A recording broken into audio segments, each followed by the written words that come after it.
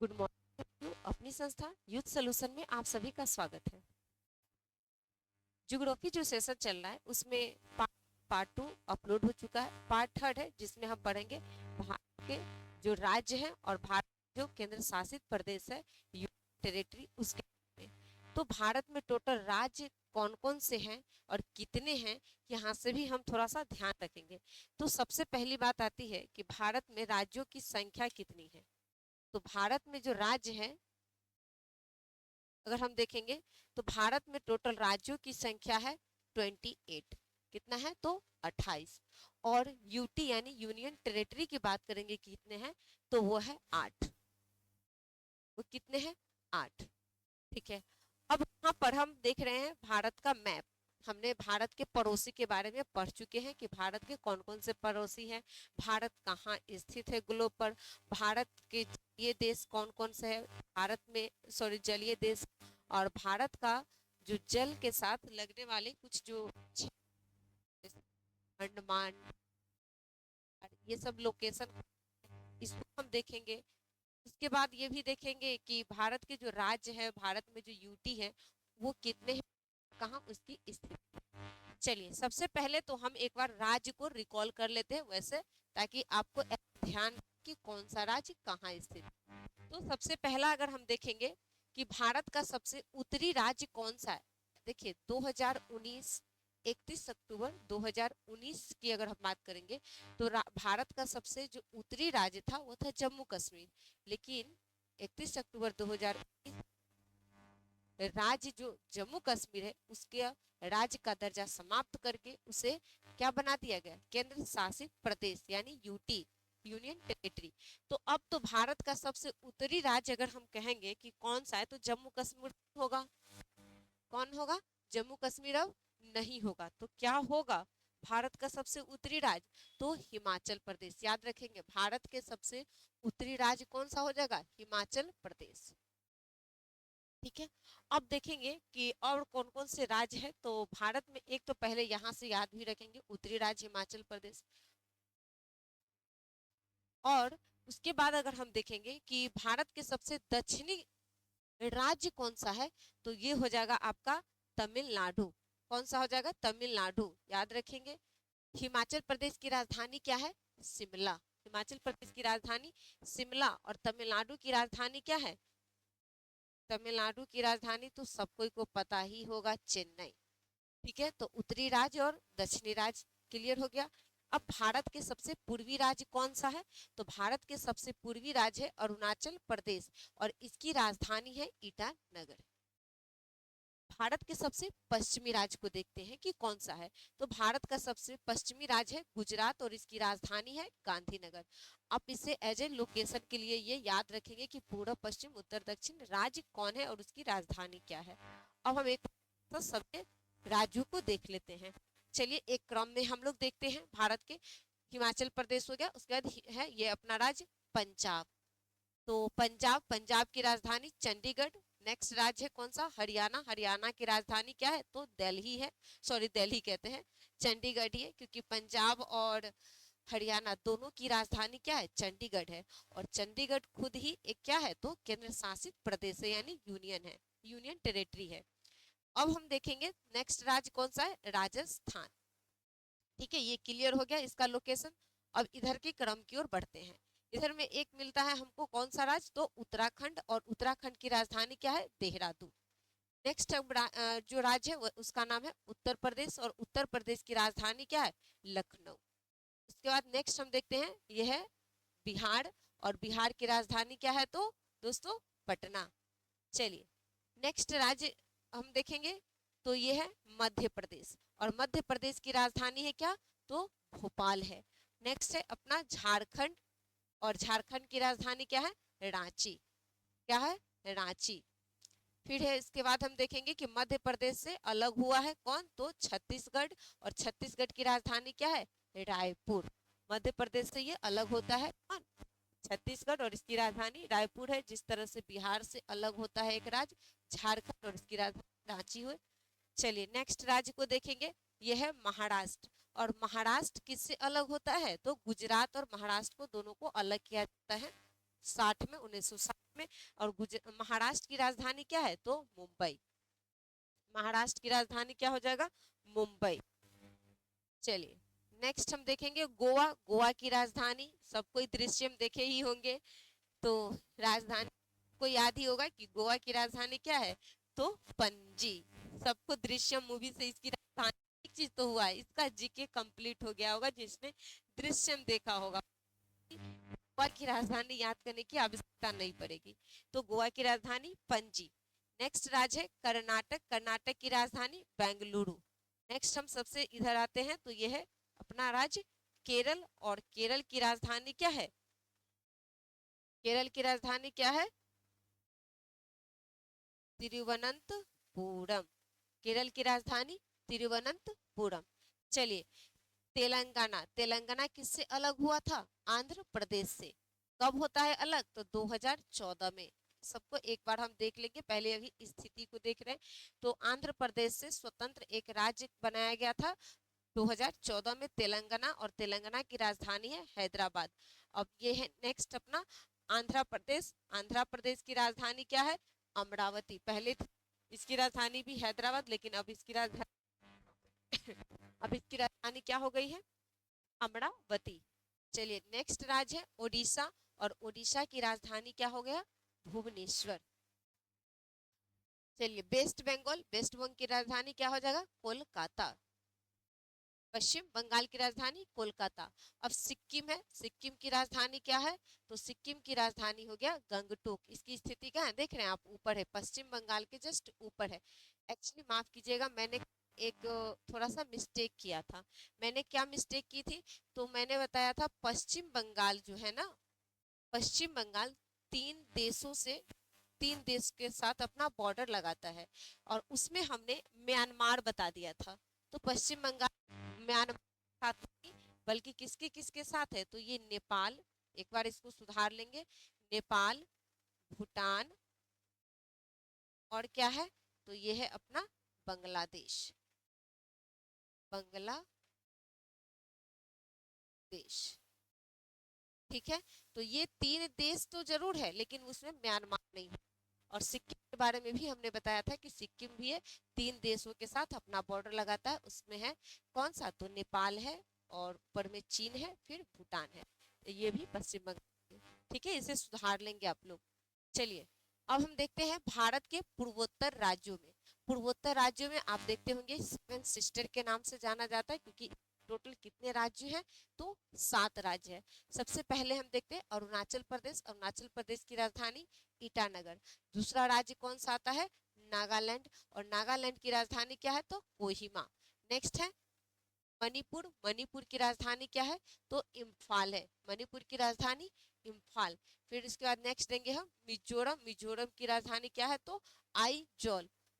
Next आता है आपका त्रिपुरा, और त्रिपुरा की राजधानी है अगरतला। और सबसे इधर ये हो गया आपका मेघालय, और मेघालय की राजधानी शिलोंग। और लास्ट आ गया आपका असम, जो बीच में स्थित है, और इसकी राजधानी दिसपुर। ठीक है, तो ये अपना सारा जो राज्य है, भारतीय राज्य स्थिति कहाँ पर है, हम ये देख लिए हैं। अब थोड़ा सा देख लेते हैं कि भारत में हमने जो लिखा है कि केंद्र प्रदेशों की संख्या 8 है, उस स्थिति कहाँ है। तो उसको हम एक मैप पर देखेंगे, और फिर उसमें से यूटी कैसे बना है उसको भी समझेंगे। तो इसको थोड़ा सा हम स्थिति को दिखाते हैं।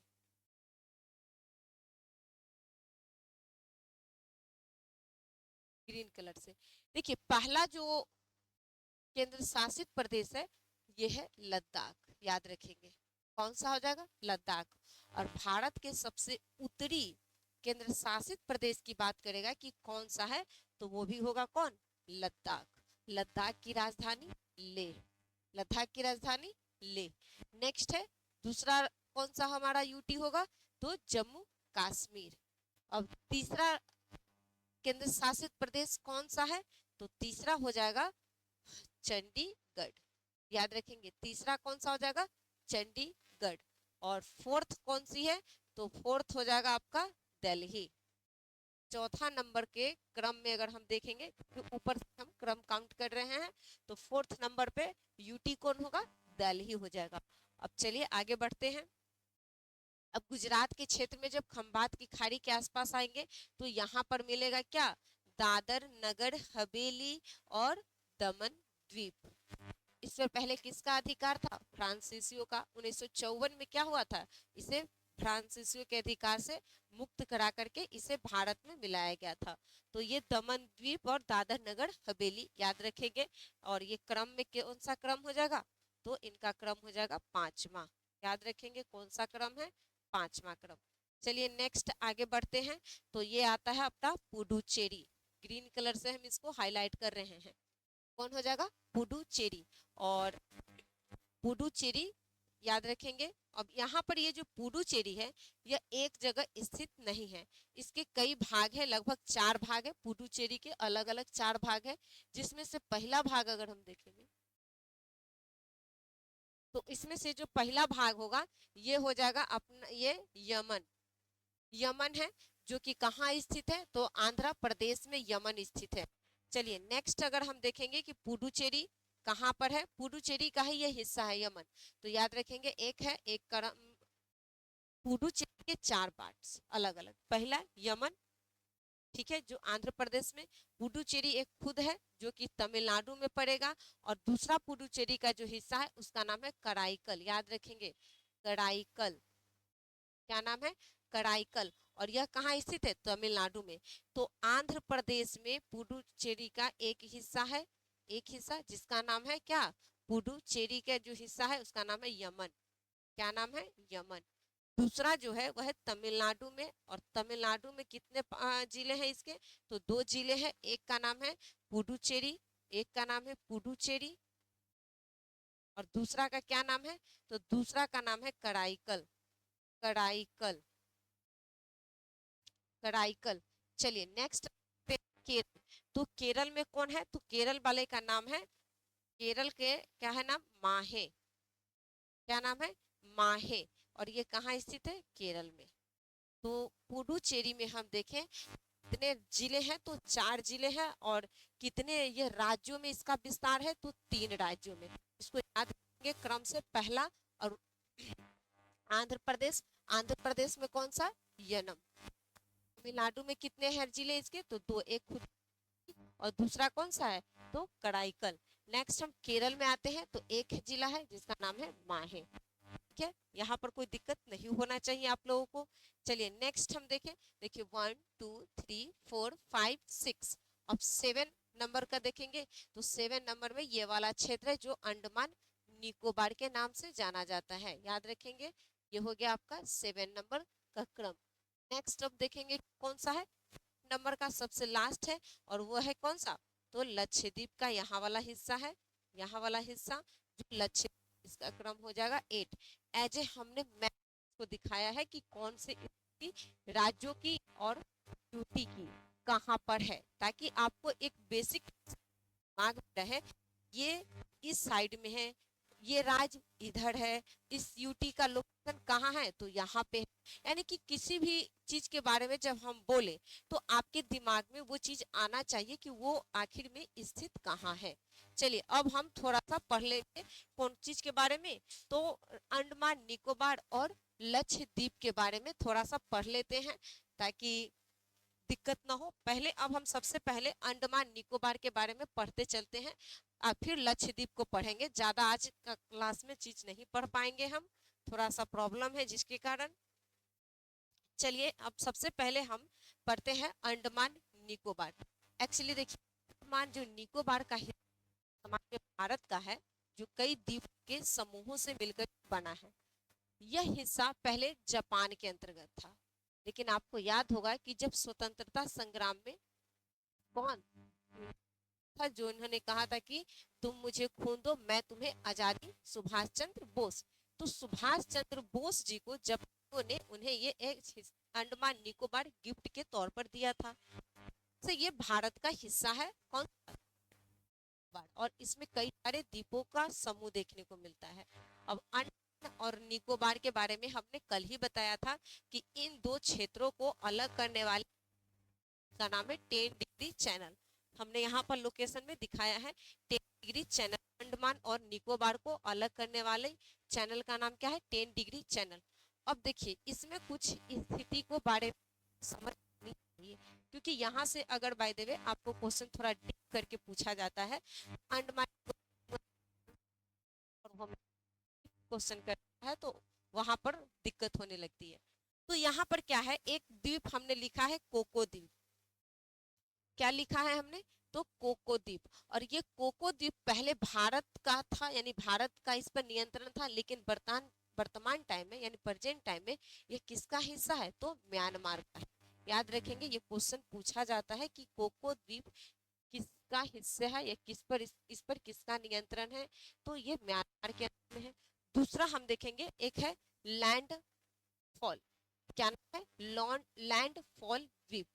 जो लैंडफॉल द्वीप है यह अंडमान निकोबार के अंतर्गत नहीं आता है, ये ऐसे ही द्वीप है, ठीक है।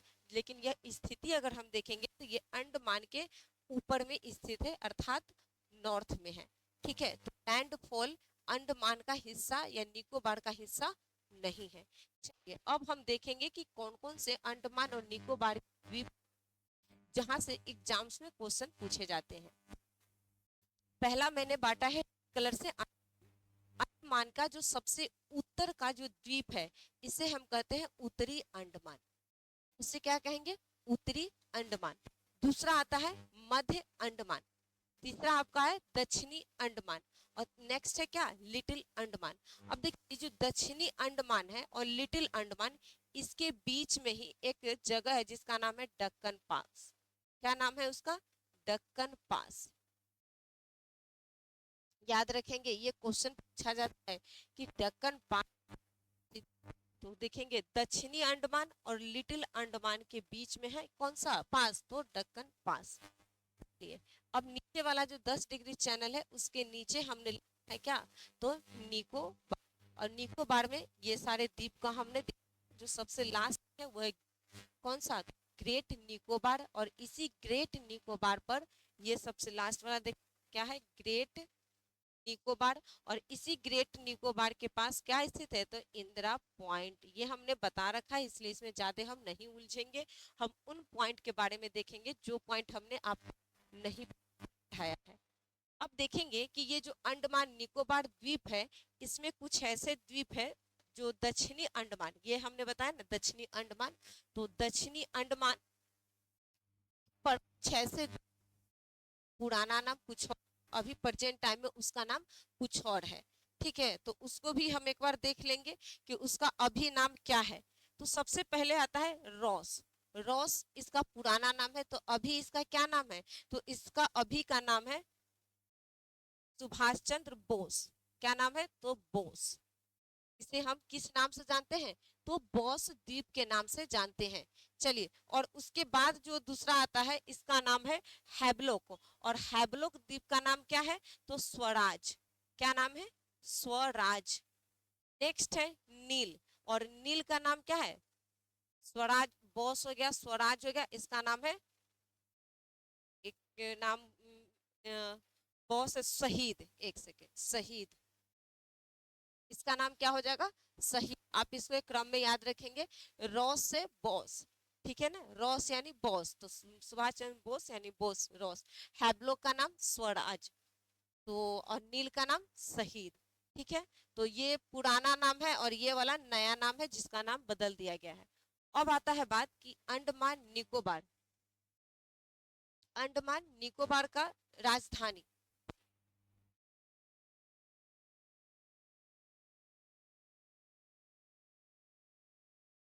चलिए हो गया। तो एक्चुअली देखिए हमारा पढ़ाने का मतलब होता है कि आपको वैसे अप्रोच भी आपके दिमाग में सेट किया जाए जो चीज़ों को याद लंबे टाइम तक रखे। और देखिए ना, अभी हम भी थोड़ा दिमाग से मेरे उतर गया था, लेकिन जो मेरा अप्रोच था जिसके कारण हमने इसको पकड़ लिया कि ये इसका नाम ये होगा। देखिए रॉस बोस तो ये कोई दिक्कत नहीं है, याद रहेगा। हैवलॉक, तो हैवलॉक यानी कि देखिए जब कभी कोई आपको लॉक कर देता है, लॉक करना मतलब गुलाम बना लेना, तो हम उसके बाद स्वतंत्र होना चाहते हैं, स्वराज की प्राप्ति करना चाहते हैं, तो लॉक से याद रखेंगे स्वराज, ठीक है ना। हम स्वराज की चाहत रखते हैं, लॉक मुझे नहीं किया जाए।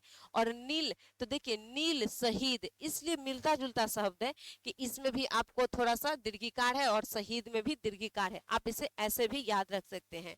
तो नील शहीद। और वैसे भी नील की क्रांति, जो नील की खेती को लेकर के जो सत्याग्रह वगैरह चलाया गया था, चंपारण में भी, पश्चिम बंगाल में भी नील विद्रोह हुआ था, तो आप ऐसे भी रख सकते हैं, इसमें कई सारे लोग शहीद हुए थे।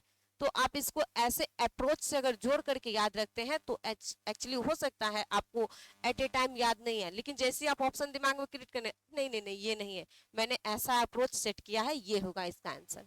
तो आप समझ गए यहाँ पे। तो नील, शहीद, हैब्लॉक, स्वराज, रॉस, बॉस, ये इसका नया नाम और ये पुराना नाम है। अब बात आती है कि अंडमान निकोबार की राजधानी क्या है, तो पोर्ट ब्लेयर याद रखेंगे, लेकिन एक चीज और बात याद रखेंगे कि इसका नाम बदल गया है, इसकी राजधानी को हम ध्यान में रखेंगे। चलिए चेंज कर लेते हैं थोड़ा सा इसके हम पेज को। अंडमान निकोबार की बात करेंगे तो राजधानी, राजधानी क्या है, पोर्ट ब्लेयर, पोर्ट ब्लेयर। लेकिन इसका नया नाम क्या हो गया है, तो श्री विजयपुरम, श्री विजयपुरम। ठीक है, याद रखेंगे। लेकिन आपसे क्वेश्चन ये पूछा जाएगा कि इसकी जो राजधानी है वो कहाँ स्थित है, अंडमान निकोबार के जो द्वीप है इसमें इसकी राजधानी कहाँ है, तो ये आपका आ जाएगा मध्य अंडमान के क्षेत्रों में। ठीक है, चलिए एक और बात आती है कि अंडमान निकोबार पे कुछ जनजाति को लेकर, राष्ट्रीय उद्यान को लेकर के, जलवायु को लेकर और सबसे ऊंचा पर्वत कौन सा है इसको लेकर के। तो अंडमान निकोबार पे, निकोबार में जो सबसे ऊंचा पर्वत है, अंडमान निकोबार जो द्वीप समूह है उस पे सबसे ऊंचा पर्वत कौन है, ज्वालामुखी कौन है। तो पहले हम पढ़ेंगे थोड़ा सा जनजाति के बारे में कि अंडमान निकोबार में कौन कौन सी जनजाति है। तो देखिए अंडमान निकोबार के जितनी भी जनजाति होगा ना उसके नाम में देखेंगे एक कॉमन बात है, क्या है, तो सबके नामों में ज लगा आपको मिलेगा, लगभग ज्यादातर में, ऐसा नहीं कि सब में ज ही है, लेकिन आपको एक दो नाम में ध्यान रखेंगे जो भूल सकते हैं उसको लेकर के। तो देखिए एक का नाम क्या है, ओंज, याद रखेंगे क्या नाम है, ओंज। दूसरा क्या है, जड़बा। अब देखिए ज वाला को हम देख रहे हैं पहले, ओंज, जड़बा और क्या है, सेंट लीज, क्या नाम है, सेंट लीज। उसके बाद जो सबसे लास्ट है सैम्पेन, आप याद रखेंगे 4 गो जाति, ये जाति नहीं जनजाति है, जिसमें कौन है, ओंज, सैम्पेन, सेंट लीज और क्या है, ओंज, जड़बा, एक है जड़बा। तो ये सारी जाति, सॉरी जाति बार बार हमसे बुला रहा है, जनजाति है, कहाँ स्थित है, अंडमान निकोबार में। चलिए अब हम देखते हैं कि अंडमान निकोबार में राष्ट्रीय उद्यान कौन कौन से हैं।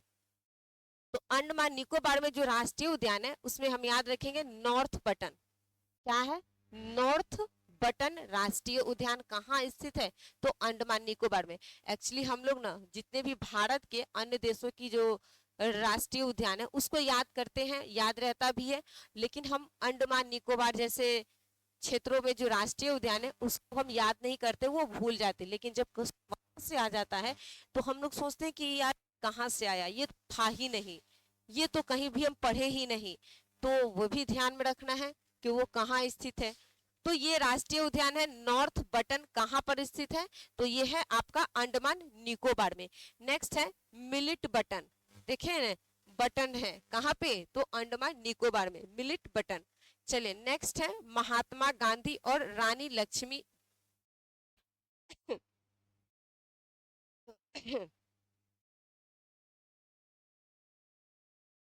चलिए तो ये महात्मा गांधी और रानी लक्ष्मीबाई ये 2 राष्ट्रीय उद्यान है। अब आता है ज्वालामुखी, एक है ज्वालामुखी का नाम बैरल, क्या नाम है, बैरल ज्वालामुखी, और एक है नारकोंडम, नारकोंडम, नारकोंडम। देखिए नारकोंडम जो ज्वालामुखी है अंडमान निकोबार का, वह कैसी है, तो वह सुषुप्त अवस्था में है। मैंने से अभी किसी भी प्रकार का लावा, मैग्मा, आग, इन चीजों का उद्गार नहीं हो रहा है, ठीक है। और दूसरा जो है यह है बैरल, जो कि कैसी ज्वालामुखी है, तो सक्रिय ज्वालामुखी है। और नेक्स्ट हम पढ़ेंगे कि अंडमान निकोबार में सबसे ऊंचा पर्वत कौन है, तो जिसका नाम है सैडल पीक। क्या नाम है? Saddle peak.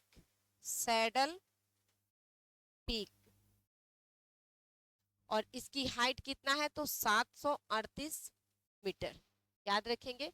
तो ये हम याद रखेंगे कि सबसे ऊंची पर्वत कौन है, तो सैडल पीक 738, ज्वालामुखी बैरल और नारकोंडम है। नारकोंडम कैसा है, तो भारत का एकमात्र सक्रिय ज्वालामुखी है।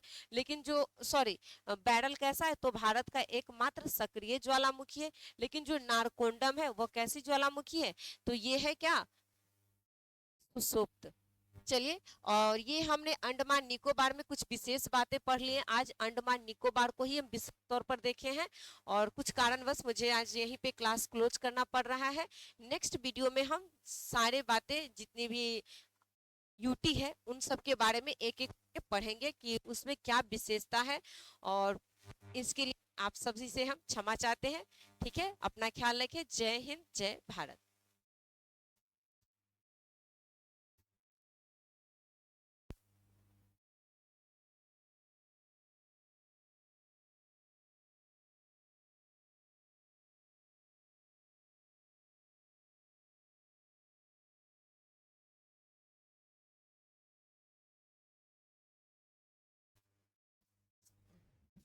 चलिए, एक और इन्फॉर्मेशन मुझे आप लोगों को देनी थी। ये इन्फॉर्मेशन है जो हमारा ऑफलाइन बैच चल रहा है उसको लेकर के। तो ये जो कुछ बच्चे हैं जो कमेंट में मुझसे ये पूछे हैं कि मैम आपका करंट अफेयर का क्लास कब से आएगा। तो करंट अफेयर का क्लास मॉर्निंग में आएगा, डेली के डेली। कल से या परसों से स्टार्ट रहेगा, आपको डेली मॉर्निंग में चलेगा। लाइव लाइव तो अभी नहीं चलेगी, बस रिकॉर्डेड आएगी। लेकिन जो ऑफलाइन बच्चा है, स्टूडेंट जो चाहते हैं कि हम मैम से जुड़ करके करंट अफेयर अपना ठीक करें, एक्चुअली जब मेरा करंट अफेयर का क्लास आपको देखने को मिलेगा यूट्यूब पर, और मेरा अप्रोच आपको अच्छा लगेगा करंट अफेयर का थॉट याद कराने का टेक्निक, तो आप लोग जितने भी लोग जुड़ना चाहते हैं मुझसे ऑफलाइन में, वो यहाँ पर मुझसे जुड़ सकते हैं। पटना में मेरा सेंटर हुआ प्रोफेसर कॉलोनी के पास। प्रोफेसर कॉलोनी आप जानते हैं, जहाँ पर निखिल सर का कोचिंग है और मंदिर है, उसके पास ये शेरशाह शाहगंज वाला क्षेत्र है, जहाँ पे वो यानी कि शाहगंज प्रोफेसर कॉलोनी मंदिर के पास निखिल सर के कोचिंग के पास ये मेरी संस्था हुई, यूथ सॉल्यूशन। और आप लोग आ सकते हैं, मेरे से जुड़ सकते हैं, और जिनको विशेष जानकारी लेनी होगी वो मेरे नंबर पे कांटेक्ट कर सकते हैं, और यहाँ मेरे संस्था में पहुंच करके अपना जो करंट अफेयर का जितनी भी प्रॉब्लम आप लोगों को हो रही है उसे आप समाप्त कर सकते हैं, क्योंकि आपको बेहतर खुद पता चलेगा जब आप मेरे साथ जुड़िएंगे, क्लास में आएंगे। ठीक है, तो जय हिंद, जय भारत।